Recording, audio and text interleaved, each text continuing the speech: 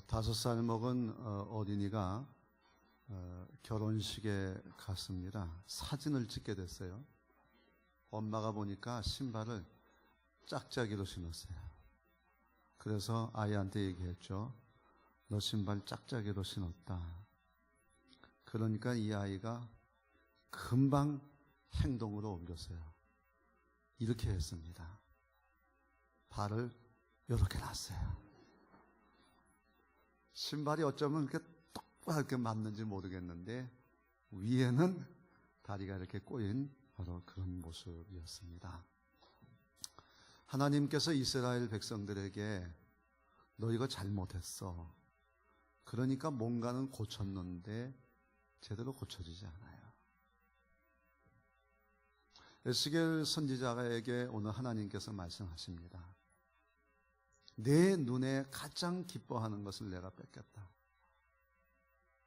그런데 너는 그것으로 인해서 울거나 속상해하거나 그래서는 안 된다. 내 눈에 기뻐하는 그것이 뭐냐면 에스겔의 아내였습니다. 백성들 앞에 가가지고 이야기를 전합니다. 하나님께서 오늘 나에게 말씀하셨다. 내 눈에 가장 기뻐하는 것을 빼앗아 가신다고 했다. 아침에 이 말씀을 전하니까 저녁에 그 아내가 죽었습니다. 그런데 에스겔 선지자의 태도가 이상합니다. 에스겔은 제사장인데 그 아내가 죽어도 울지를 않습니다. 장례를 치르지 않습니다. 원래 대제사장은 하나님 앞에 설 때 백성들을 대표하고 하나님 앞에 서기 때문에 이런 장례나 어려움을 당해도 어떤 행동을 취하지 않도록 성경이 말씀하고 있습니다. 저도 목사로 훈련을 받을 때 항상 나보다 내 가정보다 하나님의 일이 우선이다. 그래서 참 제 아버지 장례식 때 제가 와서 설교하겠다니까 우리 장로님들이 못하게 하셨어요. 근데 우리 장인 돌아가셨을 때는 제가 와서 설교를 좀 했습니다. 나중에 말을 듣긴 했지만 그러나 마음속에는 항상 그런 마음이 있었어요. 그러니까 백성들이 이것을 보면서 이거 이상한데? 드디어 에스겔에게 찾아옵니다. 도대체 당신 아내가 죽었는데 왜 당신은 울지도 않고 장례도 치르지도 않습니까? 묻는 말에 에스겔이 대답을 합니다. 여러분 눈에 기뻐하는 그것이 있다. 그것이 바로 성전이다. 그런데 하나님이 그것을 빼앗아 가신다니까. 그런데 이스라엘은 어떤 어려움이 와도 믿고 있는 게 있었어요. 그게 뭐냐면 하나님이 세우신 도성 예루살렘 절대로 망하지 않을 것이다. 하나님의 성전 절대로 무너지지 않을 거다. 우리는 선택받은 백성이기 때문에 절대로 우리는 멸망하지 않는다. 그런 확신이 있었어요. 그런데 하나님께서 말씀하시는 거예요. 그 성전을 이제 내가 빼앗아 버리겠다. 그런데 하나님의 성전이 무너지면 누가 제일 속상하겠어요? 하나님. 근데 하나님이 말씀하시는 거예요. 나 그래도 안 속상해 할 거야. 나 울지 않을 거야. 내 자녀들, 니들이 얘기하는 선민, 내 자녀들이 칼에 죽는 한이 있더라도 나는 울지 않을 거야. 난 속상해하지 않을 거야. 하나님께서는 이스라엘 백성들이 하나님을 믿어야 되는데 예루살렘을 믿고 성전을 믿고 그리고 선민이라고 하는 사실을 믿으면서 하나님을 믿는 것처럼 생각했던 것을 지적하고 계시는 겁니다. 예루살렘은 이스라엘에게 하나님의 동산입니다. 아브라함의 아들 이삭을 번제로 드렸던 곳이 바로 이곳입니다. 여기에 성전이 있고 하나님의 눈과 마음이 항상 계신다고 했습니다. 그러므로 이스라엘은 예루살렘을 중심으로 번영했습니다. 저희 모든 나라와 민족의 태양이 되었습니다. 하나님을 믿고 의지하면 누구나 잘 되고 크게 번성하는 것입니다. 그러나 그 다음이 문제입니다. 하나님을 섬기면 복받고 잘 되는데, 그러면 안 보이는 하나님보다 복을 따릅니다. 누구나 다 그렇습니다. 하나님을 믿지만 하나님보다는 그 하나님을 대신한 눈에 보이는 대상을 의지합니다. 예루살렘이 그랬고 성전이 그랬고 선민이 그랬습니다. 성전이 있는 예루살렘은 어떤 강한 나라도 이길 수 없다고 믿습니다. 영이신 하나님은 보지 않고 하나님이 주신 복을 바라보고 믿게 됩니다. 그러다 보니 이스라엘이 하나님을 믿는지 성전을 믿는지가 분명하지 않게 됩니다. 행동을 보면 확실하게 알 수 있습니다. 하나님을 의지하지 않는다는 것을 알 수 있습니다. 이스라엘의 타락입니다. 돈만 알고 가난한 자들을 착취하고 성적으로 문란했습니다. 아무리 하나님이 경고를 해도 여전합니다. 택한 백성이라는 사실만 믿고 하나님의 뜻대로 하지 않습니다. 오늘날도 그렇습니다. 하나님을 믿고 교회를 다니지만 실제로는 기독교 신자라는 사실을 믿을 뿐 세상 사람과 하나도 다르지 않습니다. 큰 교회에 나가면 복을 받을 것이라 생각하고 거기 모여서 서로 돕고 사업을 합니다. 큰 교회마다 어려움들이 있습니다. 신자라지만 복음을 몰라요. 인간의 힘으로 삽니다. 그래도 세상에서 잘 사니까 그게 복인 줄 알아요. 마틴 루터의 예화입니다. 마귀들이 모여서 회의를 했답니다. 어떻게 하면 사람들이 예수 안 믿고 살게 할까? 젊은 초보 마귀들이 얘기합니다. 예수 믿으면 죽입시다. 감옥에 넣고 마구 받게 합시다. 병들게 하고 망하게 합시다. 이 얘기를 듣던 왕초 마귀가 껄껄거리면서 말합니다. 야, 그거 왕년에 다 해봤어. 예수쟁이들은 그러면 더 잘 믿어. 한참 뒤에 아주 최고참 마귀가 안을 냈는데 채택이 됩니다. 절대로 급하게 하지 마라. 조금만 기다리면 된다. 그리고 사람들 무조건 잘되게 해줘라. 몸도 건강하고 돈도 많이 벌고 부부 사이도 좋게 하고 애들도 말 잘 듣게 하고 공부도 잘하게 해줘라. 아니, 그건 마귀가 하는 일이 아니지 않습니까? 최고참 마귀가 말합니다. 아니, 그게 차원 높은 마귀의 일이야. 그렇게 3년만 지나봐라. 다 신앙 버린다. 아무 문제 없고 만사형통인데 왜 하나님을 믿겠냐? 신자라지만 잘됨이 하나님입니다. 그렇습니다. 하나님 버리진 않아요. 하지만 하나님에 대해 관심이 없습니다. 세상 복만 보고 따라갑니다. 더 벌고 더 권력 잡으러 따라갑니다.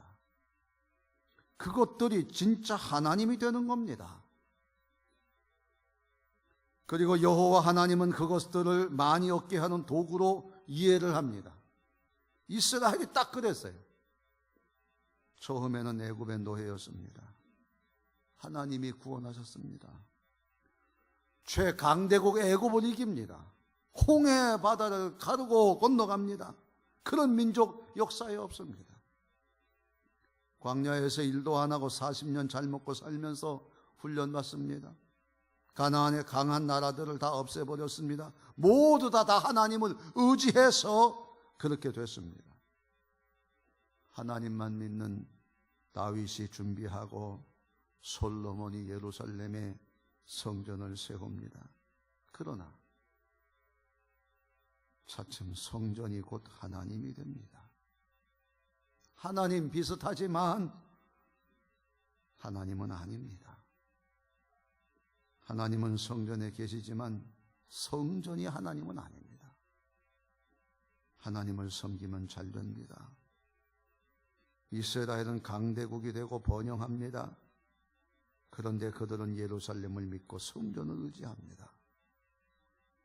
하나님이 예루살렘과 성전을 중심으로 복을 주신다고 했기 때문입니다. 분명히 기억하세요. 하나님은 보이지 않는 영이십니다. 눈에 보이는 예루살렘이나 성전이 하나님이 아닙니다. 그래서 말씀을 먹고 말씀대로 하나님을 섬겨야 됩니다. 주님 말씀이 분명해요. 하나님은 영이시니 영과 진리로 예배하라. 그러나 외형적인 형식이 하나님을 대신합니다. 예루살렘도 성전도 예배 형식도 다 필요합니다. 그러나 거기 머물러서는 안 됩니다. 하나님은 그것들보다 높습니다. 교회 나오고 예배해야 됩니다. 그러나 영과 진리로 그렇게 해야 됩니다. 그래야 하나님을 만나고 의와 생명의 능력을 받습니다. 하지만 보이는 것들, 외형적인 형식만 의지하면 하나님은 안 보입니다. 하나님을 믿으면 잘 먹고 잘 살게 됩니다. 그러면 하나님을 버립니다. 이스라엘이 그렇게 됩니다. 성전 의식만 잘 지키면 된다고 생각합니다. 루터의 예화처럼 되는 거예요. 예배는 하나님 섬김은 형식뿐입니다.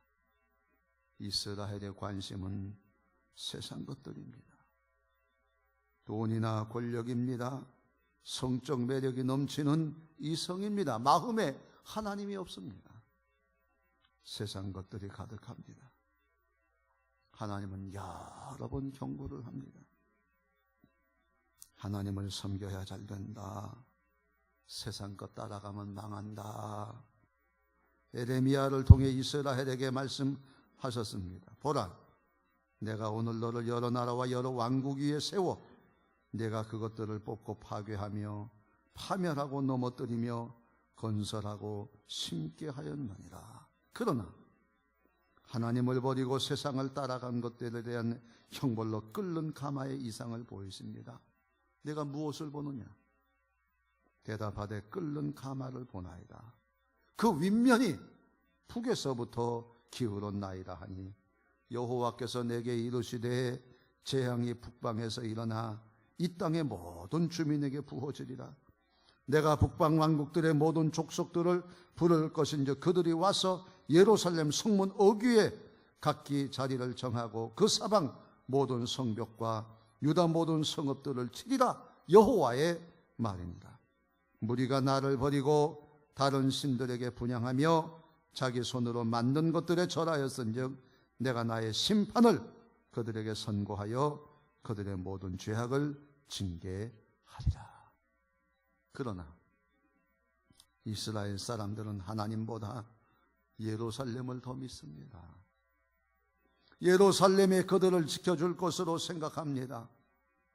예루살렘이 쇠가마가 되어 그 안에 주민들을 따뜻하게 보호한다고 예언을 해석했습니다. 하나님이 주신 눈에 보이는 난공불락에 복받은 예루살렘입니다. 그것이 그들의 보호자가 됩니다. 눈에 보이는 돈이나 권력이나 강한 사람을 의지하는 것과 같습니다. 하나님이 주신 복을 의지해서 하나님을 버리는 것입니다. 아무리 강한 적이 몰려와도 예루살렘은 보호하실 것이라고 믿습니다. 그래서 나오는 말씀이 오늘 에스겔 24장입니다. 그 쇠가마를 의지하고 그 안에 피하는 자들은 그대로 삶아져서 망할 것이라고 합니다. 예루살렘은 녹슨감합니다. 그 녹이 지워지지 않습니다. 그 안에 피가 있습니다. 모두 그들의 죄악을 증거하고 있습니다. 음행과 악행이 넘쳐납니다. 하나님 대신 하나님이 주신 복을 따르고 섬기면 자연스럽게 모든 악이 넘쳐나게 되어 있습니다. 그러면서도 그 사실을 모릅니다. 신자들도 그래요. 이 말씀을 보면서 우리도 영적 이스라엘로서 정신을 차려야 됩니다.